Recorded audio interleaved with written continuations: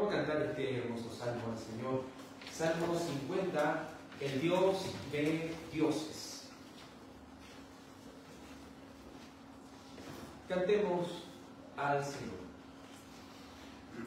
El Dios de dioses, monte de Sion, la perfección de toda hermosura. Resplandeció Dios con su luz muy pura. Nuestro Dios vendrá y no callará. Delante de él fuego arderá. Y lo rodeará gran tempestad. Y nuestro Dios con magna autoridad convocará los elevados cielos. Y a la tierra juzgará su pueblo. Mis santos juntan a mi alrededor, me hicieron pacto con inmolación. Los cielos su justicia hablarán, porque Dios es juez lleno de equidad, oh Israel, te daré testimonio. Yo soy Dios y yo soy el gran Dios tuyo. Por sacrificios no te acusaré, pues ante mí están sin destrucción. Becerros tuyos yo no tomaré, ni cabríos que tus apriscos son del monte, las bestias me pertenecen, como los miles que en los montes yacen. Las aves del monte conozco bien, lo que se mueve en campo mío es. De estar hambriento no lo sabrás tú, pues mío es el mundo, de ni duda acaso de comer carne de toros, o beber la sangre de los cabríos. Tu sacrificio a Dios sea loor, los votos de los que eres deudor. Has de cumplir al Altísimo Dios, invócame día de tribulación y yo al fin te habré liberado, y en gratitud tú me habrás honrado. Pero Dios dijo al de malograr, de mi ley que tienes que hablar, o de mi pacto hacer tu mención, pues aborreces toda corrección, y aunque tú las conoces de sobras, echas a tu espalda mis palabras. Si acaso tú veías al ladrón, te complacías en su transgresión, con los adúlteros en su pecado, era la parte que solías tomar. Tu boca en toda maldad tú mentiras, tu lengua todo engaño componía. Tú te sentabas y con gran maldad contra tu hermano hablabas falsedad. Al hijo de tu madre injurias tú, hiciste esto y mientras callé yo pensabas que como tuyo sería. Te acusaré, las pondré ante tu vista. Entended esto, sabido tengáis, los que de Dios deprisa os olvidáis.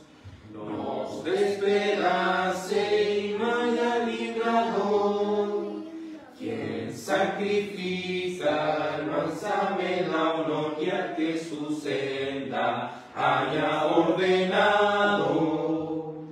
La salvación de Dios ha demostrado. Ayúdenos el Señor a poder siempre reconocer nuestros pecados delante de Él, nos jactamos delante de su presencia y hablarle de todo nuestro corazón. Bueno, amados en el Señor, vamos a continuar con nuestro estudio de la confesión. Ya estamos llegando casi al final de la confesión. En el capítulo 30 de la Cena del Señor, hoy nos toca ver los últimos dos párrafos de esta confesión.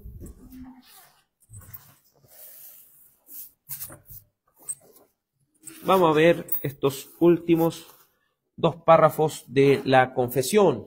Párrafo 7 del capítulo 30. Vamos al capítulo 30, párrafos 7 y 8. Hoy veremos acerca de lo que es la recepción de la Cena del Señor, de cómo se puede recibir de manera digna y cómo o qué consecuencias tiene el recibirla de manera indigna. Leamos, dice así el párrafo 7 del capítulo 30 de la confesión. Dice: los que reciben dignamente esta ordenanza, participando externamente de los elementos visibles en esta, también reciben y se alimentan entonces internamente por la fe de una manera real y verdadera, aunque no carnal ni corporal, sino espiritualmente de Cristo crucificado y de todos los beneficios de su muerte. El cuerpo y la sangre de Cristo, estando entonces no corporal ni carnal, sino espiritualmente presentes en esta ordenanza, por la fe de los creyentes, así como los elementos mismos lo están para sus sentidos externos. Párrafo 8. Todos los ignorantes e impíos, como no son aptos para gozar de la comunión con Cristo, son por tanto indignos de la mesa del Señor, y mientras permanezcan como tales, no pueden participar de estos santos misterios, ni pueden ser admitidos en estos sin que esto sea un gran pecado contra Él. Es más, todo aquel que reciba estos misterios indignamente es culpable del cuerpo y de la sangre del Señor, pues come y bebe juicio para sí. Amén. Vamos a orar al Señor para que nos permita estudiar esta confesión de fe a la luz de las Sagradas Escrituras. Dios Padre, agradecemos que en su amor y misericordia, junto a nuestros hermanos, podamos estar estudiando estas grandes verdades de la palabra de Dios. Señor, te ruego, Dios mío, que nos permitas, a la luz de las Escrituras, comprender con claridad lo que usted tenga que decirnos, Señor, por medio de su santa palabra, por medio de la doctrina y la enseñanza, lo tan maravilloso que es este sacramento de la Cena del Señor. Por amor de su nombre, permítanos, Señor, estudiar estos últimos dos párrafos ya, Señor, de esto tan precioso como lo es la ordenanza de la Cena del Señor. En el nombre de su amado Hijo Jesús, amén y amén. Vamos a estudiar estos últimos párrafos que tienen que ver con la recepción de lo que es este sacramento que es la Cena del Señor. ¿Cuántos sacramentos existen que han sido legislados por el único legislador de la Iglesia, el cual es Cristo? Dos. ¿Cuáles son? Y el bautismo. Perfecto. Estamos en la Cena del Señor. Y anteriormente estuvimos analizando la importancia de entender el concilio de Calcedonia. Este concilio de Calcedonia fue el concilio del año 451, donde se llegó en este concilio ecuménico a una doctrina tan importante como la unión hipostática. La unión hipostática. Entonces, es correcto, a la luz del entendimiento de este concilio, ¿es correcto decir que Cristo es 100% Dios y 100% hombre? ¿Es correcto decirlo? ¿No? ¿Por qué, hermano José? Porque no tiene límite, o sea, no tiene fin. Pero ¿cuál de sus dos naturalezas? ¿Cuál de sus dos naturalezas? Los dos. ¿Cierto? Pero porque la totalidad de... exacto. Total. Porque si dijéramos 100% Dios, ¿Dios en su infinitud es un 100%? No. Entonces decir 100%, muy bien hermano José, decir 100%... exacto. Perfecto. Muy bien hermano Claudio por la acotación. Por eso el Concilio de Calcedonia dice muy claro, completamente Dios y completamente hombre. ¿Te fijas? Ahí estamos hablando no en términos de números, porque la divinidad no puede ser de alguna manera enumerada como algo, porque es infinito. Entonces, no es correcto decir 100% Dios, pero eso es algo importante que debemos comprenderlo y ahora que estamos analizando esto. Entonces, la unión hipostática significa que creemos que Cristo es plenamente o completamente Dios y completamente hombre, pero de manera que hay una unidad inseparable, pero que no se puede mezclar. ¿Se acuerdan? O sea que cuando hablamos de la unión hipostática, estamos hablando de que Cristo encarnado posee, ¿cuántas naturalezas? Dos. ¿Cuáles son esas naturalezas? Divina y humana. Estas dos naturalezas tienen una hipostasis, es decir, están en una unidad, porque esa unidad es la persona de Cristo, porque no es que Cristo tenga una persona divina y una persona humana dentro de sí, no. ¿Entiendes? Es una sola persona, con dos naturalezas. Estas dos naturalezas son completamente Dios y completamente hombre, y no se pueden mezclar. ¿A quién nos referimos eso? Porque si se mezclan, sería un semidios, ¿cierto? Porque haría una mezcla ahí. Entonces el Concilio de Calcedonia obviamente nos deja claro de que hay una unidad en estas dos naturalezas que están en Cristo, pero no se mezcla entre sí. Por lo tanto, lo que es la naturaleza divina no comunica los atributos a la naturaleza física. ¿A qué vamos con esto? La doctrina romanista de la Cena del Señor, su entendimiento de la Cena del Señor se llama transubstanciación. ¿Qué dice la transubstanciación? ¿Se acuerda un poco de esta palabra? Literalmente es el cuerpo y la sangre de Cristo. Exacto. Exacto. Eso es lo que cree la iglesia romanista. Ellos dicen que cuando el ministro o el sacerdote ora, ahí por los elementos, esos elementos se transforman literalmente en el cuerpo y en la sangre. ¿Y eso qué quería decir? ¿Qué querría decir con respecto al Concilio de Calcedonia? Si vemos que estas dos naturalezas no pueden comunicar, ¿cierto? La naturaleza divina no puede comunicar atributos a la naturaleza humana, eso quería decir que entonces Cristo, si se está celebrando la Cena del Señor aquí en Coltauco y se está celebrando la Cena del Señor en África, el cuerpo de Cristo no puede estar entre los dos lados al mismo tiempo. ¿Entienden, no? Porque la naturaleza de Cristo es completamente Dios y completamente hombre, pero su humanidad sigue siendo una humanidad real. Lo hemos dicho, según las Escrituras y de acuerdo a lo que vimos en la confesión de fe. ¿Dónde está Cristo? A la derecha de Dios Padre, ¿cierto? ¿Y en qué cuerpo está? En un cuerpo glorificado, pero en un cuerpo, ¿sigue siendo humano? Sí, sigue siendo humano Cristo.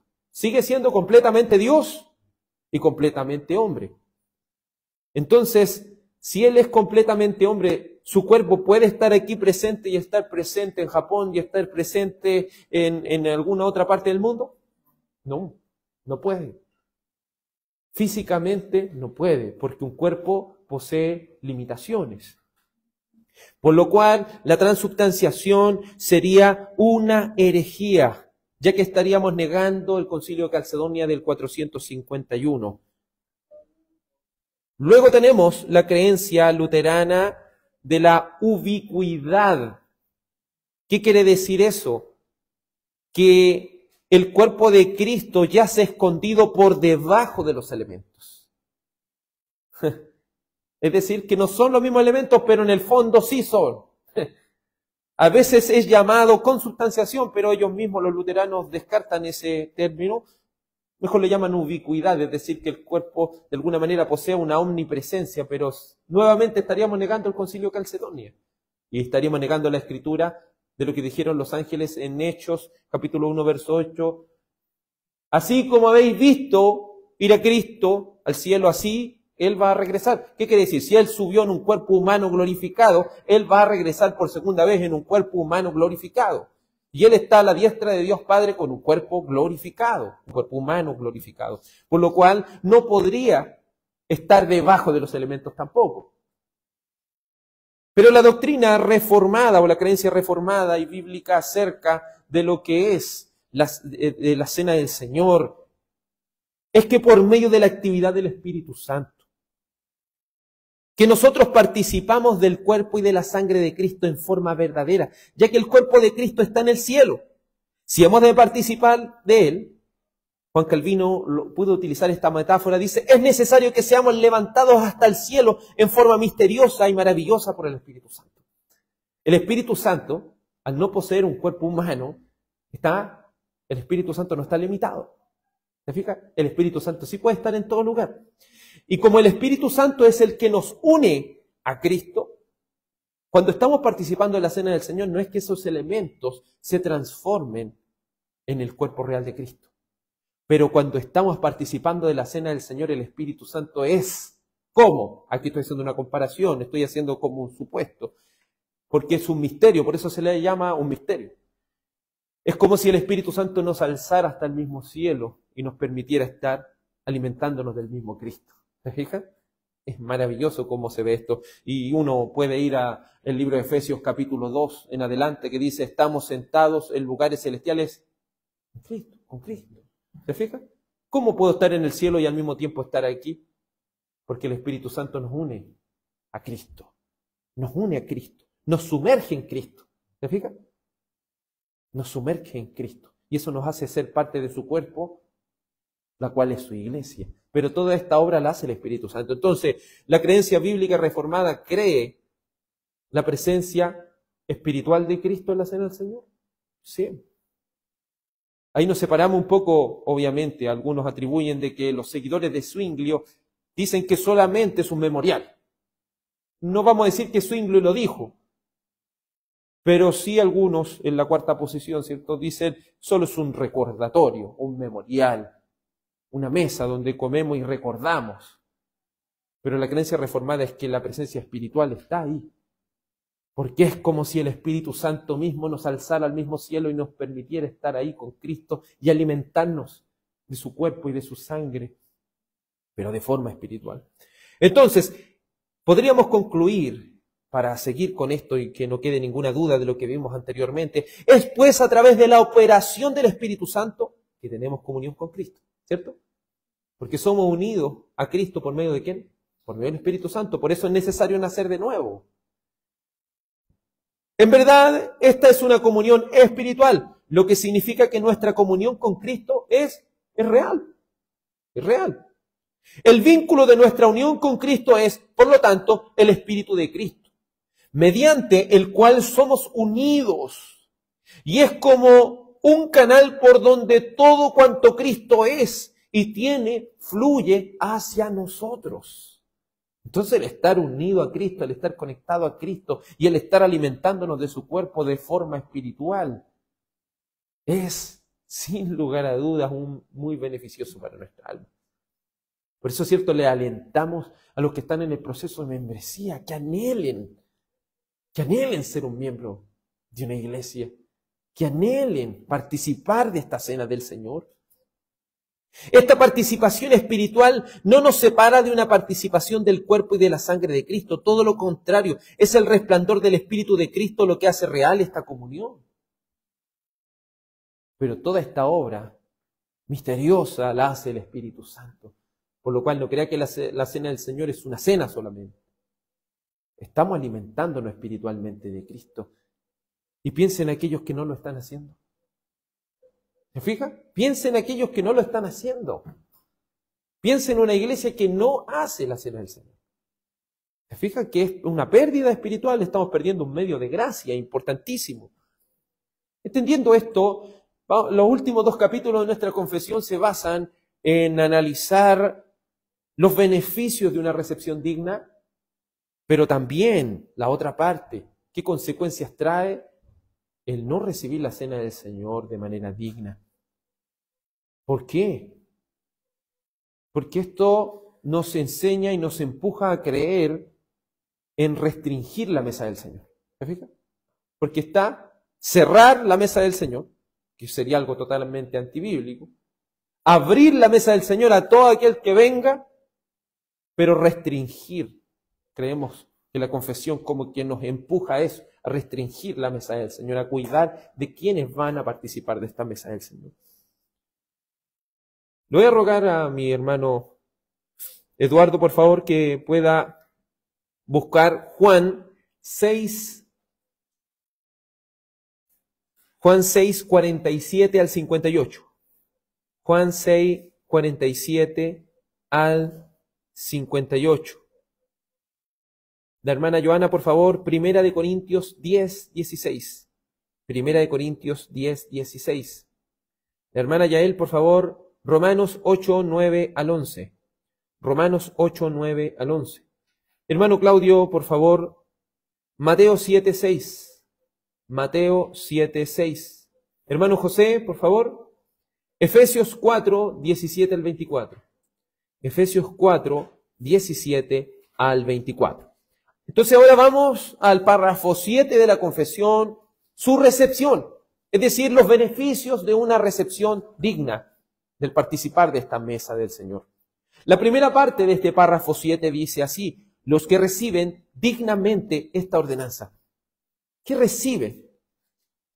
¿Por qué? ¿Qué es recibir? En primer lugar, lo que intenta responder es ¿qué es recibir dignamente la cena del Señor?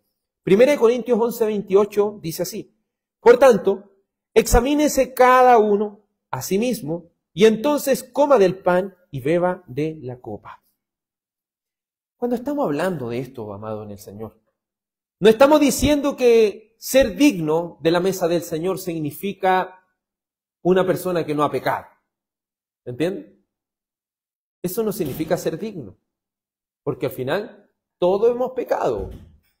La dignidad no pasa por una persona que tiene que estar pura, completamente pura para tomar la cena del Señor. Eso es imposible porque reconocemos que todavía hay una lucha contra el pecado en nosotros. Pero ¿de qué está hablando aquí? De un examen, de que nos examinemos nosotros mismos, en primer lugar, si verdaderamente estamos en la fe, y que nos examinemos a nosotros mismos si hay algún pecado dentro de nosotros que aún no nos hemos arrepentido. Por eso es importante, antes de tomar la cena del Señor, antes que los miembros de la iglesia y los miembros de las iglesias locales, visitantes de otras iglesias, miembros visitantes de otras iglesias locales estén participando, es primero hacer un llamado a examinarse. Un llamado a que pueda reconocer aún los pecados más ocultos, para que con conciencia limpia pueda tomar de esta cena del Señor. Entonces, ¿qué es recibir dignamente la cena del Señor? Es recibir esta cena del Señor con limpia conciencia, reconociendo cada uno de nuestros pecados delante del Señor y hallando el perdón en Cristo y solamente en Cristo. La segunda parte dice así: participando externamente, es decir, los que reciben dignamente esta ordenanza, participando externamente de los elementos visibles, también participan interiormente por la fe de una manera real y verdadera, aunque no carnal ni corporal, sino alimentándose espiritualmente de Cristo crucificado y recibiendo todos los beneficios de su muerte. Entonces nuestra confesión de fe es clara en decir que espiritualmente sí nos estamos alimentando de Cristo, aunque no de una manera real y verdadera en el sentido corporal y carnal de los elementos. No son los elementos los que me van a nutrir espiritualmente, es Cristo espiritualmente nutriéndonos a través de este medio de gracia que es la cena del Señor. Participamos por fe y nos alimentamos espiritualmente de Cristo crucificado y recibimos los beneficios de su muerte. Por eso Juan 6, 29 dice, Jesús le respondió, esta es la obra de Dios, que crean en el que ha sido enviado. Entonces, una persona que recibe esta cena del Señor, indiscutiblemente, ¿debe creer en quién? ¿En quién debe creer?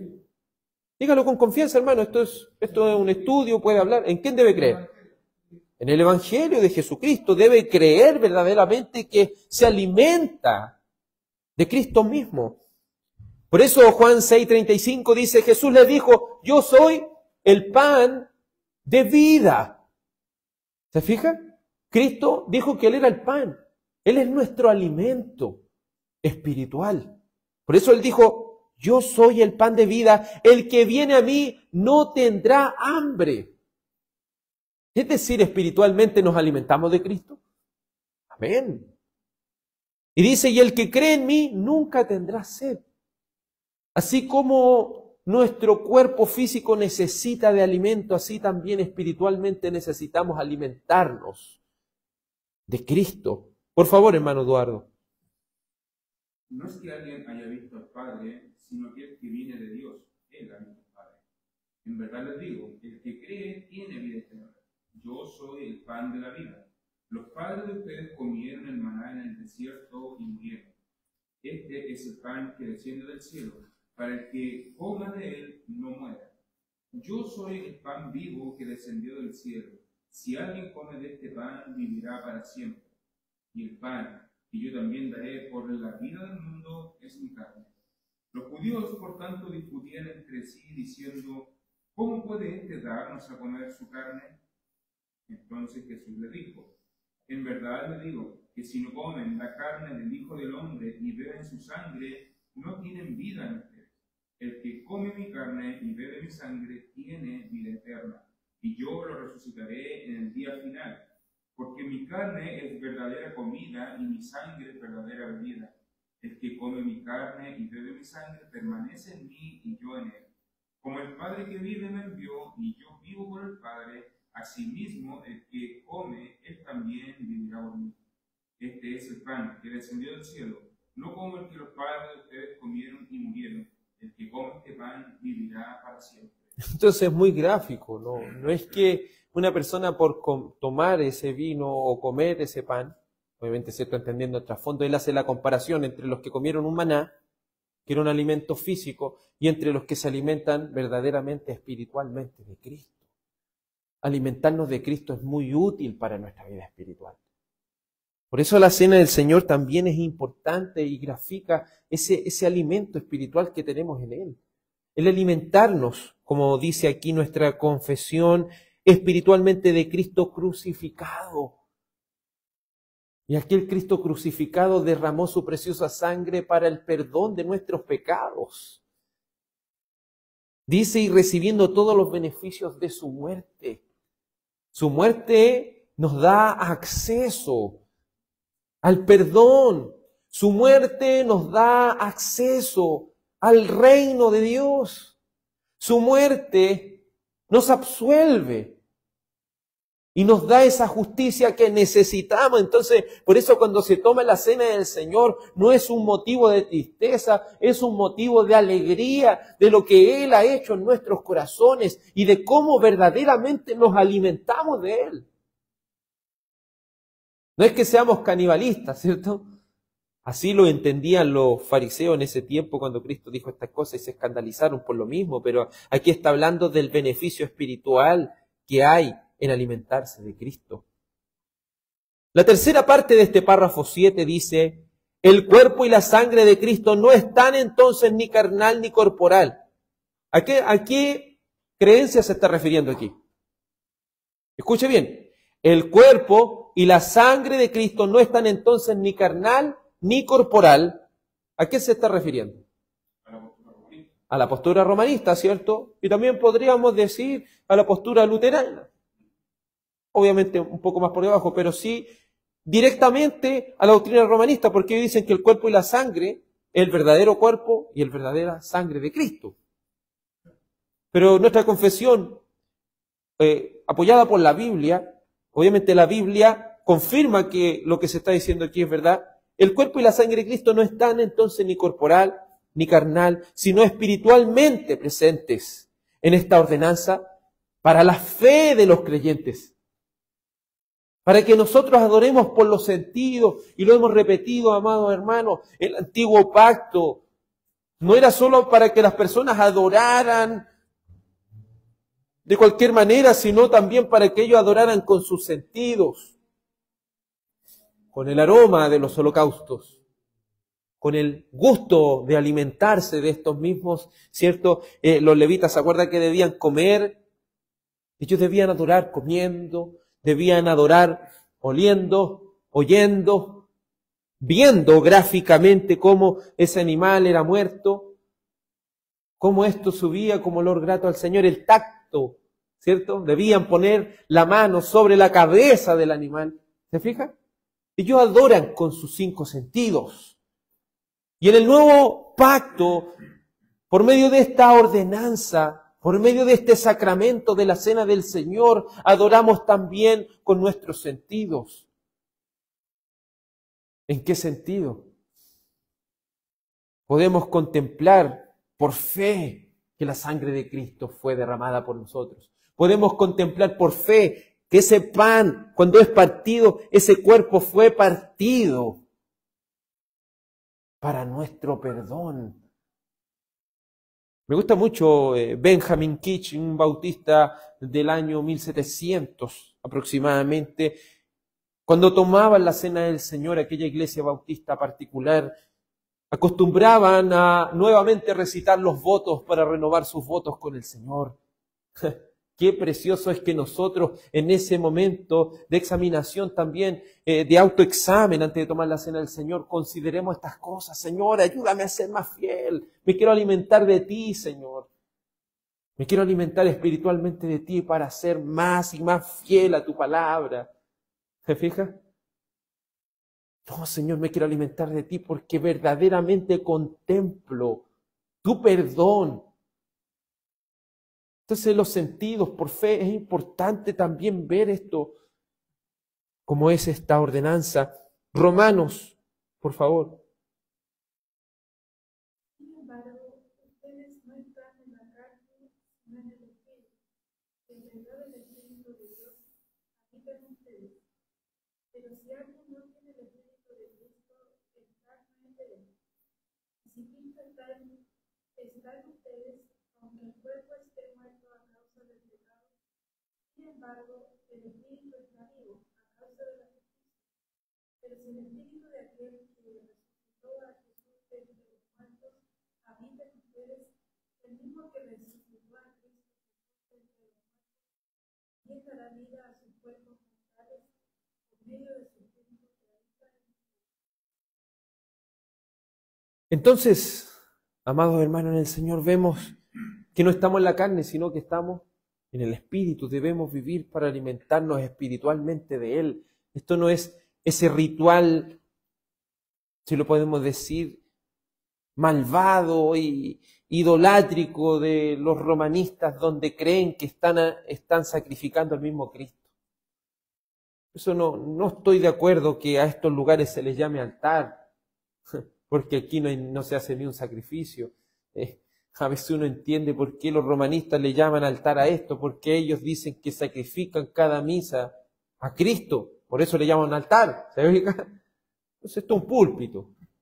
Obviamente a alguno le puede dar otra connotación que no necesariamente sea romanista, pero sí creo que a veces es bueno hacer esas distinciones para no caer en esos errores del pasado. Entonces, haciendo un pequeño recuento, los que reciben dignamente la cena del Señor, ¿quiénes son? Los nacidos de nuevo, pero ¿cómo reciben dignamente la cena del Señor? ¿Con una conciencia? Con una conciencia tranquila, o sea, conciencia limpia y confesando sus pecados. Sus pecados delante de Cristo, para que Él, ¿cierto? Él es el que nos perdona. Entonces, Es hermoso eso, hermano. No es que una persona para tomar la cena del Señor, no tiene que haber pecado nunca, así desde que se bautizó, no. Porque hay personas que eso le impide a veces tomar la cena del Señor, como que no, Señor, si yo. Como que al final la cena del Señor termina siendo todo lo contrario, en vez de un lugar donde uno verdaderamente se alimente del Señor y halle su perdón y se aferre. Es una manera de expresarlo, pero es como cuando en la antigüedad el que se aferraba a esos cuernos del altar hallaba esa salvación y nadie podía hacerle algo, ¿me entiendes? Hallaba la misericordia, hallaba el favor. Es como aquellos que miraban a esa serpiente de bronce y vivían. Por eso, amado, alimentémonos de Cristo y alimentémonos de Él. Y luego, estos elementos, ¿son el verdadero cuerpo? ¿Sí o no? ¿Son el verdadero cuerpo? ¿Son la verdadera sangre? No lo son. ¿Y cómo nos alimentamos entonces? Espiritualmente, por medio de la fe. Sí, muy bien. ¿Y de qué nos alimentamos? ¿De qué nos alimentamos? No, de Cristo. ¿Se fija? Espiritualmente nos estamos alimentando de Cristo crucificado y de todos los beneficios que conllevan esto. De eso nos estamos alimentando, amado, de los beneficios de su muerte. Avancemos ahora al párrafo 8. Vamos a ver la responsabilidad de una recepción indigna. Dice así: todos los ignorantes e impíos, no siendo aptos para gozar de la comunión con Cristo, son, por lo tanto, indignos de la mesa del Señor. Y mientras permanezcan como tales, no pueden, sin pecar grandemente contra Él, participar de estos sagrados misterios o ser admitidos a ellos. Todos los ignorantes. ¿Entiende eso? No es solamente un impío, que una persona, ¿cierto?, que sabiendo ha pecado en contra de la ley de su conciencia o la misma ley del Señor, así de manera deliberada. Ellos no son aptos, pero los ignorantes tampoco. Entonces no es, como algunos dicen, no, cree en el Señor Jesucristo, te bautizo ya, y ahora ese mismo día domingo toma la cena del Señor. Los ignorantes no pueden. Porque ¿cómo van a discernir el cuerpo de Cristo? ¿Cómo van a examinarse si no tienen conciencia de lo que están haciendo? El cristianismo hoy, que ha querido ir avanzando, no ha discernido estas cosas. Entendamos, todos los ignorantes e impíos no son aptos de participar de la mesa del Señor, son indignos de la mesa. Mientras permanezcan como tales, mientras permanezcan siendo ignorantes, mientras permanezcan siendo impíos, no pueden participar, porque están pecando grandemente contra Cristo al participar de estos sagrados misterios. Nótese cómo la confesión le añade estos misterios. ¿Por qué un misterio? No es que el verdadero cuerpo, se fija, no le busca una explicación, es un misterio. Por eso le dije eso que decía Calvino, es cómo. Se fija, no le dije, es que verdaderamente no. Espiritualmente es como que el Espíritu Santo nos llevara al mismo Cristo y nos permitiera alimentarnos de Él, de su cuerpo, de su sangre, de todos los beneficios de la cruz, de su muerte preciosa. Por favor, siguiente texto. No den los santos a los perros, ni echen sus perlas delante de los cerdos, no sea que la huellen con sus patas y volviéndose los despedacen a ustedes. Entonces la palabra es clara por medio de Cristo. La aplicación de este texto bajo este contexto es muy importante. No den los santos a los perros. Entendamos que los perros no son como lo que hoy en día uno conoce como un perro, alguien amigable, alguien no. Esos perros eran lo peor, porque entraban, hacían pedazos todo, ¿me entiendes? Eran animales como súper despreciables, salvajes. Entonces, aquí estoy hablando, comparando a los perros con los mismos impíos, con los ignorantes. Que es importante cuidar, restringir la mesa del Señor. Restringir la mesa del Señor, hermano. Y como somos congregacionalistas, nosotros entendemos que es deber del pastor, obviamente, pero también de la membresía estar pendiente de todas estas cosas. Que no se vaya a balanzar a alguien y haga algo incorrecto, ¿me entiende? Perder el cuidado, que diga, tener el cuidado de todas estas cosas. Por eso, obviamente, somos una congregación pequeña, pero es importante tener una mesa, señalizar una mesa. ¿Me entiende? Más que pasar algo puesto por puesto y preguntarle a cada persona. Obviamente en iglesias grandes a veces pasa eso, pero ahí se pierde un poco la restricción, porque si a la persona que está repartiendo se le pasa a alguien, ¿me entiende?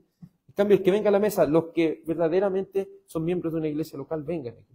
Y si hay algún visitante, obviamente hacerle un examen antes para averiguar todas estas cosas. Si viene con su pastor, obviamente el pastor de esa persona atestigua con respecto a la otra persona que viene. Entonces, es importante, amado hermano, tener señalizado lo que es la mesa del Señor, que vengan a la mesa del Señor. ¿Te fijas? Todas estas cosas, a veces, a medida del tiempo se han ido perdiendo. Ya se reparten y se van perdiendo muchas cosas, pero tratemos en lo posible de hacerlo como corresponde, todas estas cosas, que glorifiquen al Señor, que es lo más importante. Antes que lea al hermano José, vamos a pedir al hermano a Vicente, por favor, que pueda buscar Éxodo 27. Éxodo 27 y ahí se salta al 16, por favor. Éxodo 27 y de ahí se salta al verso 16. El hermano Eduardo, por favor, 1 Corintios 5, del 9 al 13. 1 Corintios 5, del 9 al 13. La hermana Joana, por favor, 2 de Juan, verso 10. Porque tiene un solo capítulo. 2 de Juan, verso 10. La hermana Yael, por favor, Hechos 2, 41 al 42. Hechos 2, 41 al 42. Hermano Claudio, por favor, 1 Corintios 11, 17 al 22. Ahora sí, hermano José, por favor. ¿Sí? 4, 17 al 24. Esto digo, pues si afirmo juntamente con el Señor, ustedes ya no anden así como andan también los gentiles en la vanidad de su mente. Ellos tienen entenebrecido su entendimiento, están excluidos de la vida de Dios por causa de la ignorancia que hay en ellos, por la dureza de su corazón. Habiendo llegado a ser insensibles, se entregaron a la sensualidad para cometer con avidez toda clase de impurezas. Pero ustedes no han aprendido a Cristo de esta manera. En verdad oyeron y han sido enseñados en Él, conforme a la verdad que hay en Jesús, que en cuanto a la anterior manera de vivir, ustedes se despojen del viejo hombre, que se corrompe según los deseos engañosos, y que sean renovados en el espíritu de su mente, y se vistan de lo nuevo hombre, el cual, en la semejanza de Dios, ha sido creado en la justicia y santidad de la verdad. Entonces, obviamente, aquí muestra el estándar de quiénes son los verdaderos, de quiénes verdaderamente son aptos. No hemos aprendido a Cristo de una manera en la cual nos entreguemos a las pasiones vergonzosas. Hemos aprendido a Cristo para poder andar conforme a la verdad de Dios. Entonces es importante de que, es que eso es lo que va acompañado, y eso es lo que me gusta del credo bautismo, que un verdadero creyente se bautiza obviamente porque da fruto, porque entiende el Evangelio y porque está convencido de la obra sobrenatural del Espíritu Santo que ha sido hecho en él. Y eso le da acceso a ¿qué? A la cena del Señor, ¿se fija? Pues son las dos ordenanzas, lo uno y lo otro. No sé, si bautizáramos a un niño de 12 años, ¿cómo un niño de 12 años va a estar haciendo eso? ¿Se fija? Es como, sobre todo si estamos hablando de vino real y todas estas cosas. Aparte de eso, ¿cómo le vamos a pedir un examen a estas personas? Son niños todavía, no creo que encontrar una congruencia entre ser un credo bautista y de igual manera aventurarse a bautizar jovencitos muy pequeños. Creo que eso no va de una manera bíblica, no va de la mano de una manera bíblica. Porque creemos que esa congruencia, esa unidad que hay, si somos bautizados, es porque vamos a tomar la cena del Señor. ¿Cierto? Es porque verdaderamente podemos examinar, tenemos conciencia de lo que estamos haciendo. Por favor, Vicente, Éxodo 27 y luego se salta al 16. No tomarás el nombre del Señor tu Dios en vano, porque el Señor no tendrá por inocente a quien su nombre en vano. 16. No darás paso de tu nombre contra ti. Entonces, sí, entonces estamos viendo el tercero y el 10º mandamiento. Una persona que toma la cena del Señor de manera descuidada, siendo un ignorante o siendo un impío, no tomando la cena del Señor de manera digna, es una persona que está teniendo el nombre del Señor en vano, y el Señor no va a tener por inocente al que haga eso. Y también está dando falso testimonio, porque obviamente aquí dice sobre su prójimo, pero verdaderamente de sí mismo. No está atestiguando bien de sí mismo, porque está siendo farsante, está siendo un hipócrita. La mesa del Señor no es para los hipócritas, para los pecadores que reconocen sus pecados delante de Cristo y reconocen el perdón que proviene de Él. Por favor, hermano Eduardo. En mi carta les escribí que no anduvieran en compañía de personas inmorales. No me refería a la gente inmoral de este mundo, o a los codiciosos y estafadores, o a los idólatras, porque entonces tendrían ustedes que salirse del mundo, sino que en efecto les escribí que no anduvieran en compañía de ninguno que, llamándose hermano, es una persona inmoral, o avaro, o idólatra, o difamador, o borracho, o estafador. Con esa persona ni siquiera coman, pues, ¿por qué de juzgar yo a los de afuera? ¿No juzgan ustedes a los que están dentro de la iglesia? Pero Dios juzga a los que están fuera. Expulsen al malvado de entre ustedes. Entonces, ¿cierto? En nuestro entendimiento congregacionalista vemos en la primera de Corintios que es deber de la membresía, es deber de la iglesia, es deber de la iglesia local hacer justicia a estas cosas. No sacamos nada con andar juzgando a la gente de afuera, solo de acá adentro. Nosotros tenemos responsabilidad de restringir esta mesa del Señor y obviamente y todas las otras cosas en la adoración que vamos haciendo para la gloria del Señor. Debemos tener respeto por las cosas del Señor. Pero si nosotros no tenemos respeto por las cosas del Señor, ¿cómo vamos a pedir respeto para los demás? ¿Me fijas? Es difícil lo que es una disciplina. La disciplina dice que todas estas personas que ya no entienden, uno se debe apartar de ellas. Ni siquiera comer con ellos. Ni siquiera tener una relación con esas personas. Nada que ver. Se fija, una persona que se expulsa de esa manera, uno ni siquiera tiene que mirar a esa persona. Porque le ha fallado el Señor, ¿me entiende? Ya no tiene que tener un contacto con esa persona hasta que no se arrepienta. Si esto es grave, hermano. No es solo, no va a una iglesia, no. Está bajo disciplina del Señor. Pero si se arrepiente, obviamente, pasa por este periodo y ahí es diferente.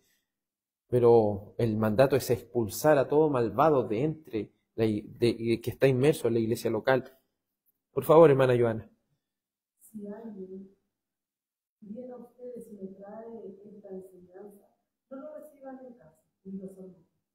¿Se fija? Obviamente, si entendemos el contexto, estamos hablando de doctrinas fundamentales. En este caso, si usted analiza la segunda carta de Juan, va a encontrar que se está negando la cristología. ¿Me entiende? Está negando estas cosas que son importantísimas. Un ejemplo, si un hermano presbiteriano puede tomar la cena del Señor con nosotros, sí puede hacerlo. Obviamente, viendo su vida, viendo las cosas, su entendimiento del Evangelio, uno puede hacerlo. Un hermano pentecostal puede tomar la cena del Señor con nosotros, sí, un hermano. Pero un testigo de Jehová podría. Un mormón podría. No, porque ellos ya no están en la doctrina fundamental, un solo Jesús podría. No están en las doctrinas fundamentales y no se debe recibir a estas personas. Así también, amados hermanos, no solo los que tienen una enseñanza en las doctrinas fundamentales de manera incorrecta, sino que también aquellos que no tienen un buen comportamiento. Es importante que hagamos esa distinción. A veces se toma muy liviano esto, no importa si cada uno es responsable, pero igual tenemos que cuidar, somos responsables de cuidar también, restringir la mesa del Señor, restringirla de los impíos que quieren pervertirla con su inmundicia, con su ignorancia, con su impiedad. Siguiente texto, por favor. Entonces los que habían recibido su palabra fueron bautizados y se añadieron aquel día como 3,000 almas. se dedicaban continuamente a las enseñanzas de los apóstoles, a la comunión, al partimiento del pan y a la oración. Entonces se fija que todo va de la mano, dice, recibieron la palabra. ¿Por qué? Porque eran creyentes. Fueron creyentes y si son creyentes son bautizados. Pero ¿cómo podemos saber si esos bautizados creyentes son reales? Porque continuamente se dedican a la enseñanza. Es decir, siempre están queriendo aprender en su iglesia local. Siempre quieren permanecer y aprender en su iglesia local. Pero no solo eso, sino que también siempre desean estar en la comunión de los santos. Y no solo eso, sino que también participan, obviamente, del partimiento del pan, que algunos, ¿cierto?, lo colocan como un distintivo de lo que es la cena del Señor. Se dedican a la oración. Entonces, por eso le decía yo que a veces es complicado llamar hermano a las personas así tan rápidamente, porque no hemos visto todos estos frutos en ellos. ¿Me entienden, no? Una persona que verdaderamente ha nacido de nuevo, y obviamente en sus comienzos uno los ve y están 100%, ¿me entiendes? Están ahí como algunos, ¿cierto?, le llamamos en el pentecostalismo, están en el primer amor ahí. Y eso en realidad, está ahí. Pero uno ve que hay veces que es complejo tomar una decisión, obviamente. Uno no puede tomar la decisión de saber esta persona nació de nuevo y esta no. Uno no está en derecho de saber eso. Pero uno sí tiene la autoridad que el Señor le ha dado, las llaves de la iglesia, de ver quién puede ser miembro y quién no. ¿Te fijas? Una cosa muy diferente de quién puede ser salvo y quién no, pero eso lo ve el Señor. Pero nosotros, el Señor nos ha dado esta autoridad, el oficio de las llaves también, para abrir el reino, para cerrar el reino. ¿Entiendes, no? Como iglesia local, como membresía, para admitir miembros, pero también para cerrarle la puerta a los que de manera impía se comportan delante del Señor. Hermano Claudio ya le había dado un texto, ¿cierto? ¿Cuál le había dado? Ya, antes que lea mi hermano Claudio, va a buscar el siguiente texto el hermano Eduardo. Perdón, el hermano José tiene un texto, ¿no? No, ya, perdón, el hermano José primero. Primera de Corintios 11, del 20 al 22. Primera de Corintios 11, del 20 al 22. Y ahora sí, mi hermano Eduardo, el último texto, Primera de Corintios 11, 27 al 34. Primera de Corintios 11, 27 al 34. Ahora sí, hermano Claudio, por favor. Pero al darles estas instrucciones, no los alaban, porque no se congregan para lo bueno, sino para lo malo. Pues en primer lugar, oigo que cuando se reúnen como iglesia, hay divisiones entre ustedes, y en parte lo creo, porque es necesario que entre ustedes haya varios, a fin de que se manifiesten entre ustedes los que son aprobados.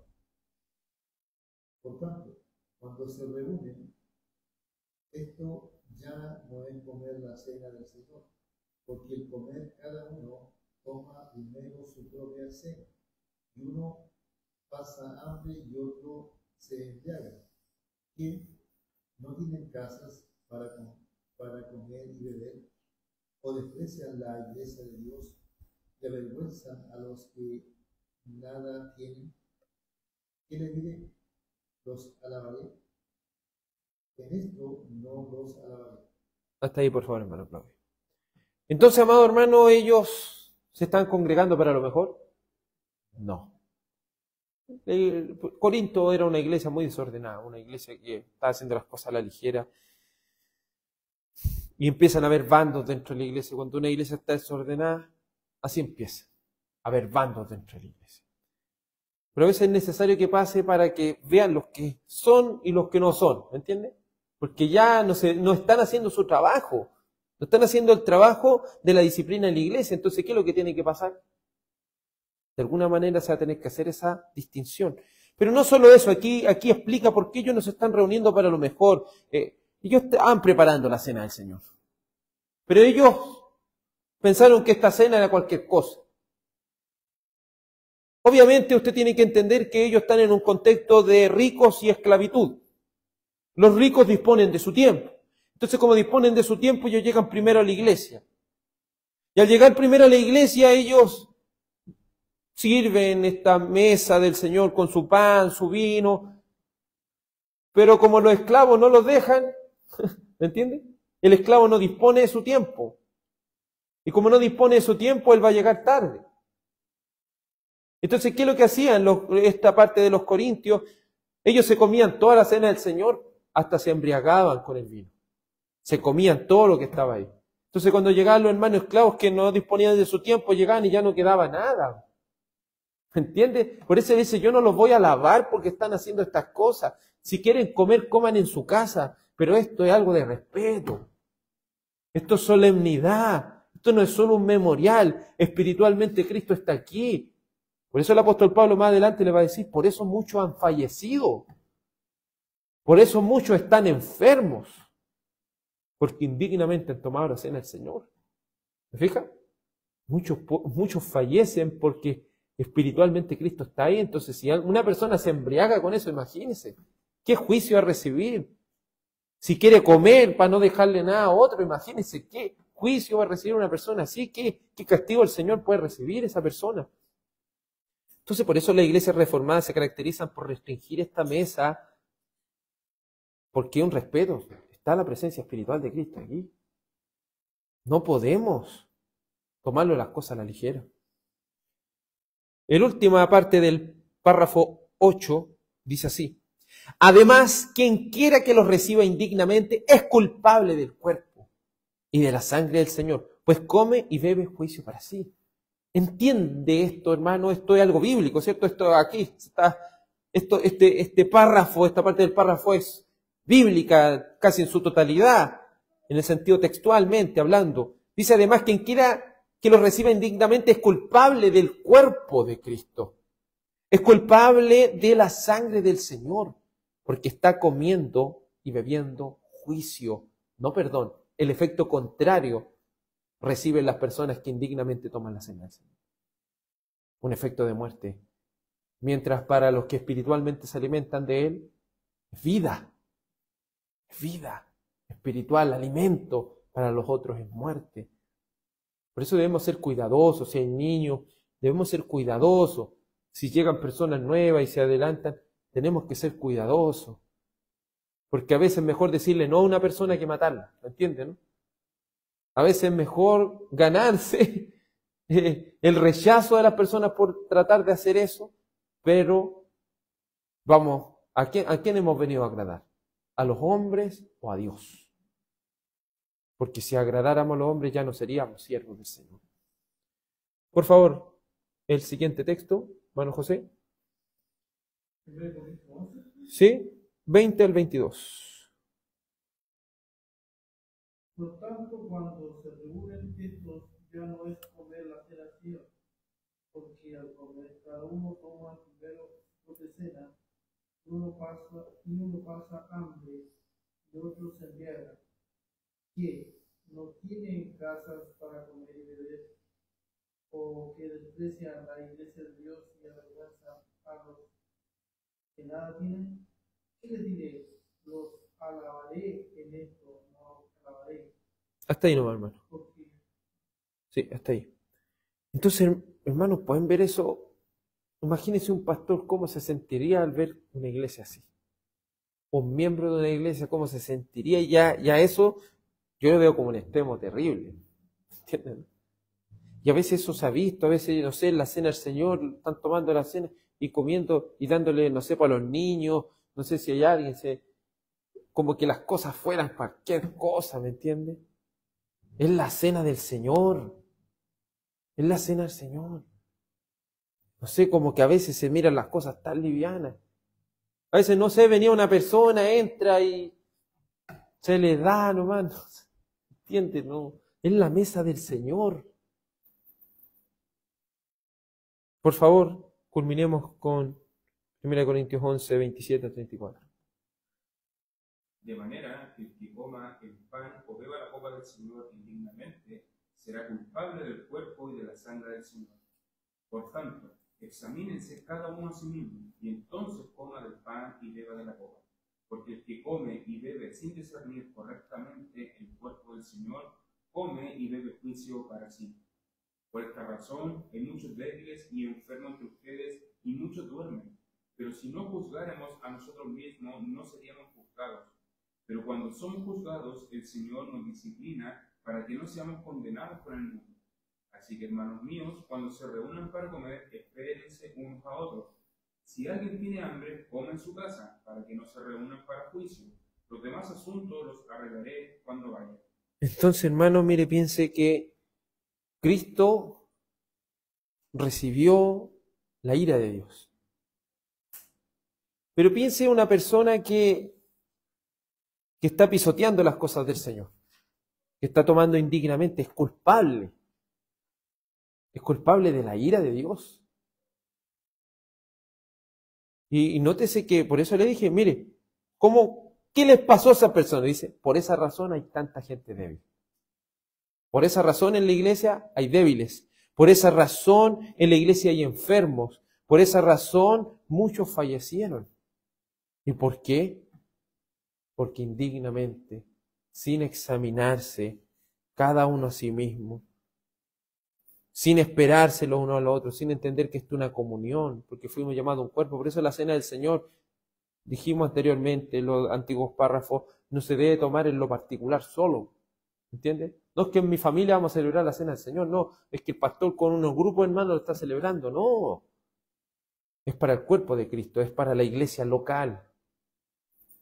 Y esto, como le digo, es de respeto, de solemnidad, porque hay juicio para aquellos que indignamente tomen la cena del Señor. Pero hay gran beneficio para aquellos que lo hacen de manera digna. No porque sean perfectos en sus obras, sino por la obra de Cristo.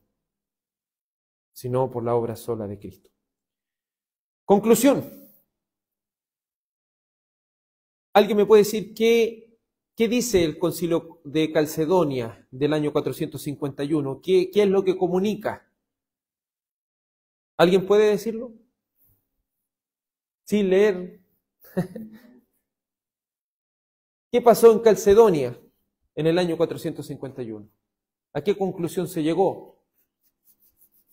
Se ratifica que los elementos no es lo que comparte la iglesia románica. No. Exactamente. Estábamos hablando de la unión hipostática de Cristo. Es lo primero que vimos para darle el por qué se cree esto. Entonces, ¿qué se dice? El Señor Jesucristo es... Muy bien, muy bien. Por ahí vamos. La transubstanciación. ¿Quién cree en la transubstanciación? Los romanistas, ¿cierto? Los demás también respondan, no solo el hermano Yael. ¿Y qué creen los romanistas? ¿Qué es la transubstanciación? ¿Sí, hermano? El cuerpo y la sangre de Cristo están ahí presentes. O sea, Él está ahí presente. Ya, pero presente, ¿de qué manera? Literalmente, ¿cierto? Mire, vea eso, son palabras complicadas, pero si usted la entiende, es más fácil. Transformar, ¿cierto? Sustancia, una sustancia que se transforma.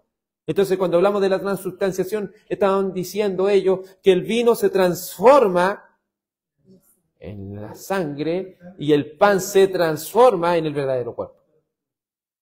Y cuando hablamos de la ubicuidad, ahí es un término un poco más complicado, pero eso está hablando de que el cuerpo de Cristo es omnipresente y de alguna manera está por debajo de los elementos, pero está de alguna manera igual ahí. ¿Entiendes? Casi parecido y por eso se le llama consubstanciación y está por encima. En ese sentido, Westminster es un poco más claro porque dice no solo que Cristo no habita físicamente corporalmente en esos elementos, sino que también dice ni debajo ni encima. Entonces, para que también la creencia luterana también se queda ahí a un lado. Luego de esto, correctamente, ¿qué pasa en la cena del Señor? Entonces, ¿qué es la cena del Señor? ¿Qué pasa con Cristo? ¿Cómo nos alimentamos de Él? Espiritualmente. Entonces creemos en la presencia espiritual de Cristo cuando estamos tomando la cena del Señor. Los elementos no se convierten en Cristo, pero por la fe espiritualmente Cristo está presente en los elementos y nos alimentamos espiritualmente de Cristo. ¿Y cómo eso puede ser posible? ¿Cómo puede ser posible eso? Por muy bien, hermana Joana, por medio del Espíritu Santo. ¿Por qué? Porque el Espíritu Santo nos une ¿a quién? Nos une a Cristo. Y por eso podemos alimentarnos del Espíritu de Cristo. ¿Qué reciben los que correctamente toman esta ordenanza? ¿Qué reciben? ¿Cierto? Alimento espiritual. ¿Y de qué se alimentan? Sí, pero ¿qué específicamente? Del cuerpo, ¿sí? Estamos alimentándonos del sacrificio, de la cruz de Cristo. Estamos alimentándonos de todos los beneficios de su muerte. Aparte de eso, ¿qué es lo que debe hacer cada persona antes de tomar la cena del Señor? Examinarse a sí mismo, confesar sus pecados delante del Señor, entrar con limpia conciencia a tomar estos elementos, venir a Cristo. Tomar dignamente, como le digo, no es ser el perfecto, ser que no pequé en todo el domingo, por eso soy perfecto. No, eso crea una arrogancia muy grande o un dolor muy grande. Pero examinémonos nosotros mismos. ¿Y quiénes no pueden tomar la cena del Señor? Los ignorantes, ¿y quién más? Los impíos. ¿Por qué no son aptos? Porque no han nacido de nuevo, es decir, no están unidos espiritualmente con Cristo. ¿Qué le puede pasar a una persona que toma indignamente? Juicio, ¿como cuál? Morir, enfermarse, debilidad. Todo esto, obviamente estos grados, ¿por qué hay grados? Si me permitiera ir un poco más, es porque obviamente no todos lo hacen con la misma razón, ¿me entiende? Hay gente que ya es muy, perdonando la expresión, cara dura. Entonces ahí ya el Señor, ¿me entiende? Hay personas que lo hacen ahí. Por eso es complejo, la iglesia tiene que estar sumamente atenta ante todas estas cosas. Eso, mis amados hermanos, hasta aquí el estudio de hoy. Por favor, oremos al Señor. Dios Padre, agradecemos que junto a nuestros hermanos hayamos podido estudiar esta maravillosa confesión de fe, este párrafo número 30. Nos están quedando, Señor, aproximadamente dos capítulos más de la confesión. Y le damos gracias, Señor, porque hemos podido aprender muchísimo. Sabemos que las confesiones de fe no son infalibles, pero sí por medio de la palabra de Dios son verificadas, son de gran utilidad para nuestra vida espiritual. Gracias, Señor, por esta bendición de entender y ayude, Señor, a que cada hermano pueda profundizar aún más y más acerca de la importancia de lo que es la cena del Señor. Ayúdanos, Señor, Dios Todopoderoso, a ir creciendo en el conocimiento de su verdad para no condenarnos a nosotros mismos con lo que aprobamos. Ayúdanos, Dios Santo, a que tu iglesia sea llena del conocimiento de tu voluntad en toda sabiduría e inteligencia espiritual. Te ruego, Señor, que tu gracia, tu paz y tu bendición, que es por medio de Cristo, sea sobre su pueblo. En el nombre de Jesús, tu Hijo. Amén y amén. Que el Señor les bendiga, amados hermanos. Que tengan una muy buena noche.